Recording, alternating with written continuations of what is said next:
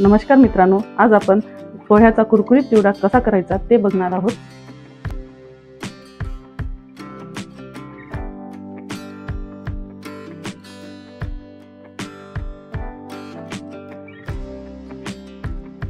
आज आपण जाड पोह्याचा चिवडा करणार आहोत। त्यासाठी आपल्याला काय काय साहित्य लागतील ते बघूया।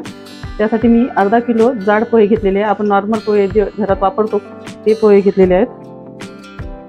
अजून हे थोडेसे मक्याचे पापड घेतलेले आहेत, तुम्हाला आवडत असेल तर ते तुम्ही घेऊ शकता।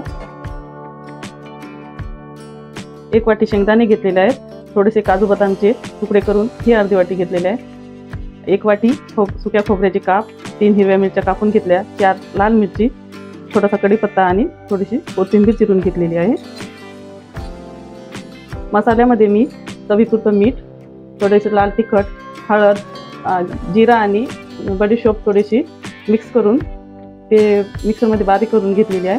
1 चमचा साखर आणि थोडासा हिंग।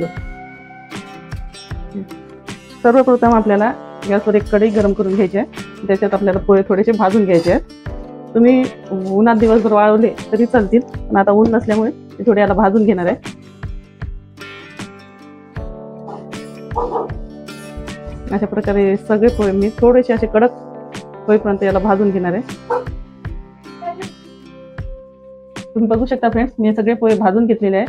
आपल्याला असे हातावर घ्यायचे आणि अशी क्रश करून बघायचे। असे चुरा होत असेल तर आपले पोहे असे भाजले, छानपैकी भाजले आहे हे समजायचं। मी सगळे पोहे आता काढून घेतले आहे आणि याला 5 मिनिटं थंड करून घेते। तोपर्यंत आपल्याला तेल तापत ठेवायचं आहे। तेल गरम करून घेतलेलं आहे कढईमध्ये, बघू शकता कडकडीत असं गरम झालेलं आहे तेल। हे बघा, थोडेसे पोहे 1-2 पोहे टाकून बघायचे, लगेच वर आले की समजायचं आपलं तेल गरम झालेलं आहे। आता आपण हे सगळे पोहे तळून घेणार आहोत। हे बघा, अशा तेलात टाकायचे आणि लगेच काढायचे आपल्याला वर आले की। फ्रेंड्स, तुम्ही माझ्या चॅनलला लाईक आणि सबस्क्राईब केलं नसेल तर करून घ्या। सबस्क्राईब आणि लाईक करायला पैसे लागत नाही, त्यामुळे सबस्क्राईब करायला अजिबात कंजूसी करू नका। हे बघा, मी अशा प्रकारे सगळे पोहे छानपैकी तळून घेणार आहे। आता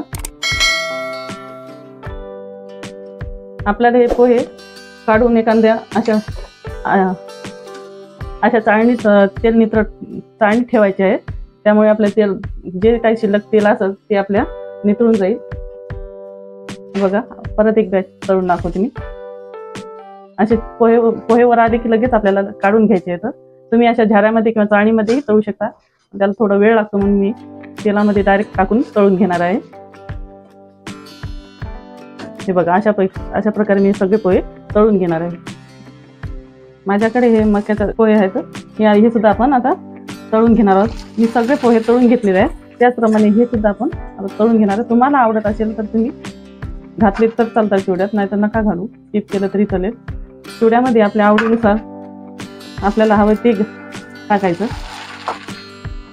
काही पदार्थ आपल्या आवडीनुसार टाकायचे, काही पदार्थ कट करायचे। बघा, अशा प्रकारे मी हे सगळे कॉर्नफ्लोअर तळून घेणार आहे मक्याचा चिवडा। बघू शकता, तुम्ही बघू शकता मित्रांनो, मी पोहे आणि हे मक्याचे पोहे हे पण दोन्ही सुद्धा तळून घेतलेले आहे आणि या चाळणीमध्ये टाकल्यामुळे हे बघा आपलं तेल पण नितरलेलं आहे पोह्यामधून सगळं। तर आता आपण सगळे मसाले आता फ्राय करून घेणार आहोत। आता आपण या तेलात, उरलेल्या तेलात आपण शेंगदाणे तळून घेणार आहोत। बघा, तुमच्या आवडीनुसार शेंगदाणे तुम्ही कमी जास्त करू शकता। अशा प्रकारे आपण छान गॅसची फ्लेम लो करून हे शेंगदाणे छान लालसर कलर येईपर्यंत तळून घ्यायचे आहेत आपल्याला। फ्रेंड्स, आता आपले शेंगदाणे छानपैकी तळले गेलेले आहेत, बघू शकता छान कलर आलेला आहे आपल्या शेंगदाण्याला। आपण हे काढून घेणार आहोत आता।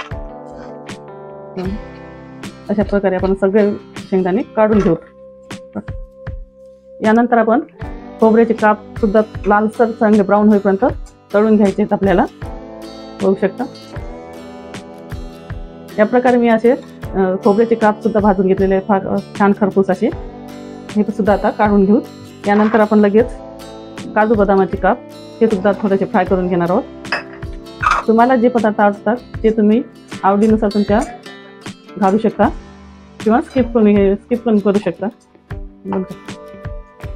अशा प्रकारे मी काजू बदाम सुद्धा छानपैकी तळून घेतलेले आहे. हे आता काढून टाकणार आहोत आपण. त्यानंतर थोडेसे 3 ते 4 लाल मिरची या सुद्धा आपल्याला छान परतून घ्यायच्या. तुम्हाला नाही घालायच्या, नाही घातल्या तरी चालेल. आपल्या मिरच्या पण तळून झालेल्या आहेत, ह्या सुद्धा आता काढून घेऊ. परत या तेलामध्ये आपल्याला सगळं मसाले तळून घ्यायचे आहेत फ्रेंड्स. आता 2 ते 3 हिरव्या मिरच्या ह्या सुद्धा मी बारीक कापून घेतल्या, तर मोठ्या मोठ्या कापल्या तरी चालतील. ह्या सुद्धा आपण थोड्याशा तळून घेणार आहोत. आता आपले हिरवी मिरची सुद्धा तळून झालेली आहे, हे काढून घेऊत आपण. बघा अशा प्रकारे छान असं कलर आलेला आहे पांढरट पांढरट मिरचीला. याच तेलात आता कढीपत्त्याची पाने गरम तेलात सोडायची आहे, त्यामुळे तसे कडक होतात पाने आणि आपला चिवडा मऊ पडत नाही. छान आता कडक होईपर्यंत आपल्याला ही पाने तळून घ्यायची आहेत. याप्रमाणे मी कढीपत्त्याची पाने सुद्धा तळून घेतलेली आहे. बघू शकता अशी कडकडीत अशी गरम तेलात चांगली तळून घेतलेली आहे. आता आपली कोथिंबीर सुद्धा गरम तेलातच तळून घ्यायची आपल्याला. लगेच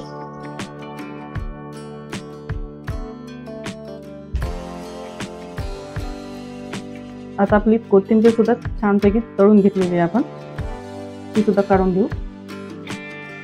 आता आपण या तेलात थोडंसं तेल घेतलेलं आहे आणि 1 पळीभर या तेलात आपण आपले गरम मसाले थोडेसे परतून घेणार आहोत. त्यात आपण थोडंसं जिरे 1 चम्मच. गॅसची फ्लेम आपल्याला कमीच ठेवायची आहे.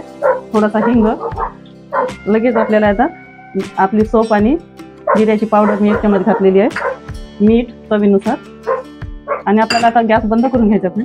हळद आणि थोडंसं लाल तिखट 1 चम्मच तुमच्या आवडीनुसार आणि 1 चम्मच साखर. हे सगळं आता मी परतून घेणार आहे. आता गॅस बंद करून आपण लगेच त्याच्यात चिवड्यात हे घालणार आहोत.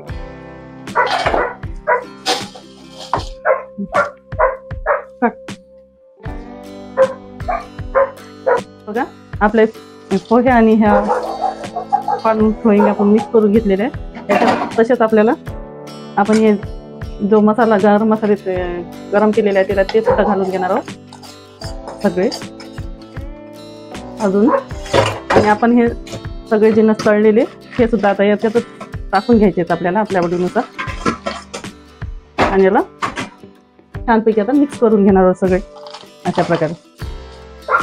बंद फ्रेंड्स, मी सगळा चिवडा मिक्स करून घेतलेला आहे सगळं साहित्य चिवड्यामध्ये. बघा किती छान कलर आलेला आहे आणि असा अगदी कुरकुरीत असा आपला चिवडा तयार झालेला आहे. बघू शकता असा हा आपला साधारणतः 2 ते 3 आठवडे हवाबंद डब्यात टिकतो.